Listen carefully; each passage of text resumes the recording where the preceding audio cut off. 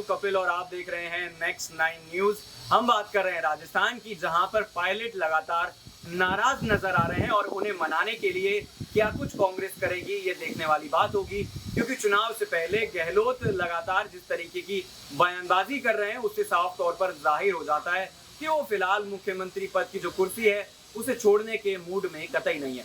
उन्होंने कहा था कि अगर मैं खाली बैठ जाऊंगा तो मेरे शरीर को जंग लग जाएगी, और साफ तौर पर इशारा था कि आने वाले चुनाव में कहीं ना कहीं वो मुख्यमंत्री पद का दावेदार खुद को मानकर चल रहे हैं। लेकिन अगर सचिन पायलट की बात करी जाए तो दबी जुबान में वो जिस तरीके से पहले बोलते हुए नजर आ रहे थे, अब खुलकर जो है कहीं ना कहीं बगावत करने पर वो मजबूर हो चुके हैं। साल 2020 में भी कुछ ऐसी ही बातें देखने को मिली थी, लेकिन तब प्रियंका गांधी ने बीच में मध्यस्थता करके कहीं ना कहीं पार्टी को बचा लिया था और साथ ही सरकार भी बचाने का उन्होंने काम किया था। फिलहाल आपको बताते चले कि पायलट आज जो है वो कर्नाटका के दौरे पर हैं और वो बेंगलोर पहुंचेंगे। यहाँ पर कहा जा रहा है कि 2:30 बजे एक प्रेस कॉन्फ्रेंस को भी संबोधित करेंगे, क्योंकि हिमाचल में जब चुनाव हुए थे तब पायलट ने बड़ी भूमिका निभाई थी और उन्होंने कहा था कि हिमाचल आया हूं तो पार्टी को जिताकर ही जाऊंगा।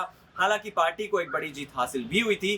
कर्नाटका की अगर बात करी जाए तो कांग्रेस की सरकार बनी थी, लेकिन उसके बाद बीजेपी ने बड़ा खेला किया और सरकार जो है वो गिराने में कामयाब हुई थी।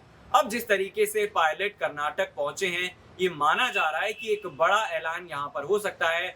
खिलाड़ी लाल बैरवा ने कहा था कि रायपुर में जिस तरीके का अधिवेशन चल रहा है, इस अधिवेशन के बाद एक बड़ी ताजपोशी पायलट के सिर पर हो सकती है। यानी कि साफ तौर पर इशारा था कि मुख्यमंत्री जैसा बड़ा पद उन्हें दिया जा सकता है। लेकिन सवाल यही उठता है कि अब कर्नाटका में अपनी एक्टिव भूमिका पायलट निभाते हुए नजर आ रहे हैं और चर्चाएं यहाँ तक थी कि उन्हें राष्ट्रीय महासचिव जैसा बड़ा पद दिया जा सकता है या फिर दिल्ली में बड़ी भूमिका दी जा सकती है। तो क्या कुछ होगा उसको लेकर चर्चा करेंगे, लेकिन एक खास रिपोर्ट दिखा रहे हैं। इस रिपोर्ट में पायलट के बारे में और ज्यादा जानकारी है, जरा इस रिपोर्ट को देखिए। पायलट की अगर बात करी जाए तो लगातार 2020 के बाद से दोनों के बीच लड़ाई जारी है और राजस्थान में 5 साल विपक्ष की भूमिका में सड़कों पर संघर्ष कर कांग्रेस को सत्ता तक पहुंचाने वाले पूर्व पीसीसी चीफ सचिन पायलट को इन दिनों कांग्रेस में गद्दार के नाम से पुकारा जा रहा है। सरकार के मुखिया अशोक गहलोत इससे पहले नकारा, निकम्मा और जाने क्या क्या बात पायलट के लिए कह चुके हैं। आपको बता दें कि लेकिन अपनी पार्टी में इतनी जलालत सहने के बाद भी पायलट लगातार पार्टी के साथ बने हुए हैं और कहीं ना कहीं उनका संयम जो है वो फिलहाल जवाब देते हुए नजर आ रहा है। भले ही सत्ता हासिल करने की जितोड़ मेहनत करने के बाद भी उन्हें सीएम पद की कुर्सी नहीं मिली हो, भले ही 2 साल पहले 2020 में उनके हक की आवाज को पार्टी के दूसरे गुट ने बगावत कर दबा दिया हो, लेकिन तब और अब में काफी कुछ बदल चुका है। तब सत्ता तक पहुंचाने वाले कार्यकर्ताओं को हक दिलाने के लिए पायलट के बगावती फैसले में अपने 18 विधायक उनके साथ थे। उनकी आवाज में आवाज मिलाने वालों की संख्या पहले से ज्यादा बढ़ चुकी है। उनकी तरफदारी करने वाले कुनबे में आधे दर्जन से ज्यादा विधायक और शामिल हो रहे हैं। ये वो विधायक हैं जो कभी अशोक गहलोत के खेमे में हुआ करते थे, लेकिन हालिया समय में जिस तरीके से सियासी संकट खड़ा होता हुआ नजर आ रहा है, उनका रुख भी बदला बदला सा नजर आने लगा है। वो बात अलग है कि कांग्रेस पार्टी के उसूलों की पहले बात किया करते थे, लेकिन अगर बात करी जाए फिलहाल की तो पायलट के बिना कांग्रेस की का जो जिक्र है वो होता हुआ नजर नहीं आ सकता है। हालांकि कुछ विधायक और मंत्रियों की बात करी जाए तो खुलकर पायलट के समर्थन में नजर आए हैं, यानी कि बगावती सुर जो है वो साफ तौर पर दिखाई देने लगे हैं। राजनीतिक तौर पर जो विश्लेषक हैं उनकी अगर माने तो अशोक गहलोत ने पार्टी के अध्यक्ष पद के लिए जिस तरीके से चुनाव लड़ने की पहले बात कही थी और ये भी कहा जा रहा था कि वो सीएम पद को छोड़ सकते हैं, लेकिन उसके बाद कुछ ऐसा होता हुआ नजर नहीं आया और गहलोत का लगातार यही कहना रहा है कि अगर मैं एक्टिव नहीं रहूंगा तो कहीं ना कहीं मेरे शरीर को जंग लग जाएगी।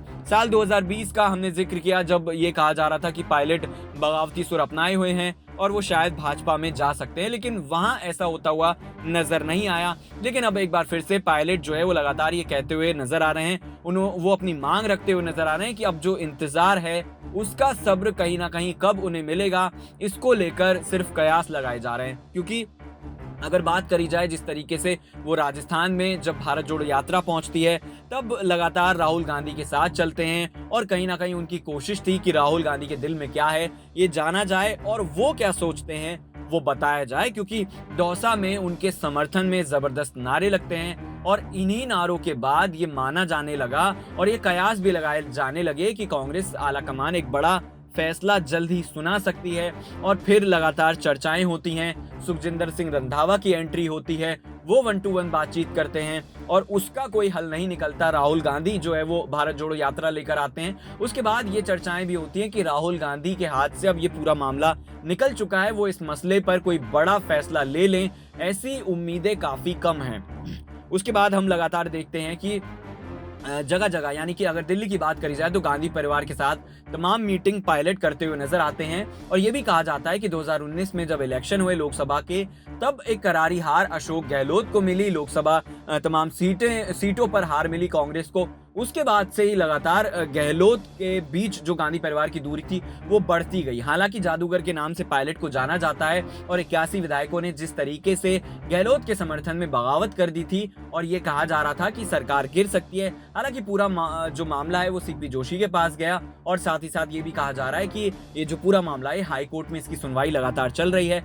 पायलट कई बार मांग उठा चुके हैं, लेकिन फैसला इस पर कोई नहीं अभी तक लिया जा चुका है। तो देखा आपने कि किस तरीके से हमने बताया कि पायलट लगातार पार्टी के खिलाफ भी नजर आ रहे हैं, पार्टी के समर्थन में बयानबाजी करते हुए नजर आ रहे हैं। तमाम ऐसे मुद्दे होते हैं जिसमें वो गहलोत का साथ देते हैं, लेकिन ऐसे भी मुद्दे होते हैं जहां पर वो गहलोत के खिलाफ खड़े हुए नजर आते हैं। तो ये माना जा सकता है कि पायलट की जो भूमिका है वो आने वाले वक्त में कांग्रेस के अंदर ही बनी रहेगी। पायलट पार्टी छोड़ने जैसी कोई बात यहाँ पर कहते हुए नजर नहीं आ रहे हैं, क्योंकि अगर राजेश पायलट की बात करी जाए जो सचिन पायलट के पिता हैं, वो काफी वक्त तक या फिर कहिए आजीवन कहीं ना कहीं कांग्रेस की सेवा करते हुए नजर आए थे।